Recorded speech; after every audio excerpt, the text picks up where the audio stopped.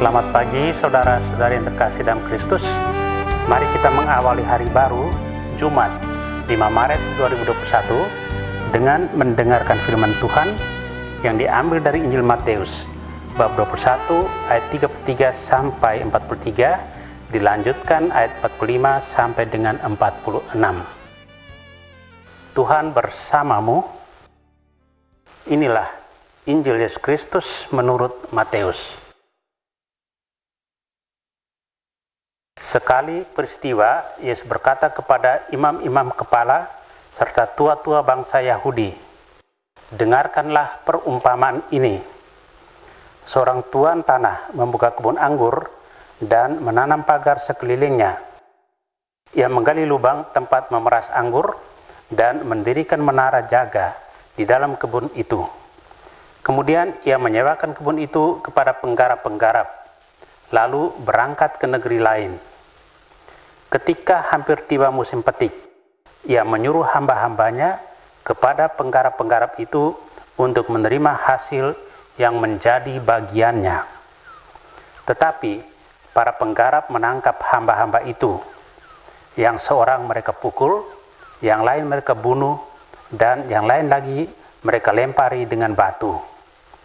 Kemudian Tuhan itu menyuruh pula hamba-hamba yang lain lebih banyak daripada yang semula. Tetapi mereka pun diperlakukan sama seperti kawan-kawan mereka. Akhirnya Tuhan itu menyuruh anaknya kepada mereka.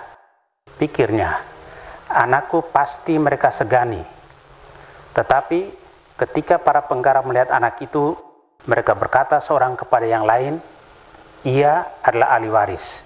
Mari kita bunuh dia, supaya warisannya menjadi milik kita." Maka mereka menangkap dia dan melemparkannya keluar kebun anggur itu, lalu membunuhnya. Maka apabila tuan kebun anggur itu datang, apakah yang akan dilakukannya dengan penggarap-penggarap itu? Kata imam-imam kepala dan tua-tua itu kepada Yesus, "Ia akan membinasakan orang-orang jahat itu, dan kebun anggurnya akan disewakannya kepada penggarap-penggarap lain yang akan menyerahkan hasil kepadanya pada waktunya." Kata Yesus kepada mereka, "Belum pernahkah kamu baca dalam kitab suci, batu yang dibuang oleh tukang-tukang bangunan telah menjadi batu penjuru? Hal itu terjadi dari pihak Tuhan, suatu perbuatan ajaib di mata kita. Sebab itu aku berkata kepadamu, kerajaan Allah akan diambil daripadamu dan akan diberikan kepada suatu bangsa yang akan menghasilkan buah kerajaan itu."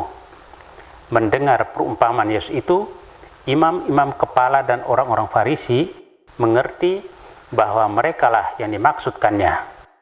Maka mereka berusaha menangkap dia, tetapi mereka takut kepada orang banyak, karena orang banyak itu menganggap Yesus nabi. Demikianlah Injil Tuhan. Saudara terkasih, tema yang kita renungkan hari ini, kepercayaan itu mahal. Perumpamaan Yesus mengenai penggarap kebun anggur kaya akan makna. Secara biblis, perumpamaan tuan tanah menunjuk pada Allah. Kebun anggur menunjuk pada bangsa terpilih yaitu Israel. Hamba-hamba yang diutus oleh tuan tanah menunjuk pada para nabi. Anaknya menunjuk pada Yesus. Penggarap kebun anggur yang menangkap bahkan membunuh adalah orang Yahudi yang tidak percaya, dan penggarap lain adalah bangsa lain atau orang kafir. Yesus hendak mengajarkan kesabaran dan kasih Allah yang tidak terbatas kepada setiap orang, termasuk mereka yang menolak Dia. Kasih itu nampak dalam setiap pekerjaan yang dipercayakan Tuhan kepada kita. Sebagai pengikut Kristus, kita tidak boleh seenaknya sendiri, apalagi memaksakan kehendak kita. Jika kita melayani dengan sikap memaksakan kehendak sendiri di dalam setiap perutusan, kita tidak akan pernah menghasilkan anggur baik yaitu anggur keselamatan kerajaan Allah.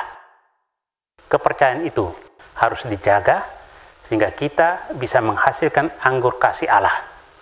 Saudara yang terkasih, melalui perumpamaan penggarap kebun anggur ini, sebuah tanggung jawab besar dipercayakan kepada kita yang harus diwujudkan dalam keseharian hidup kita.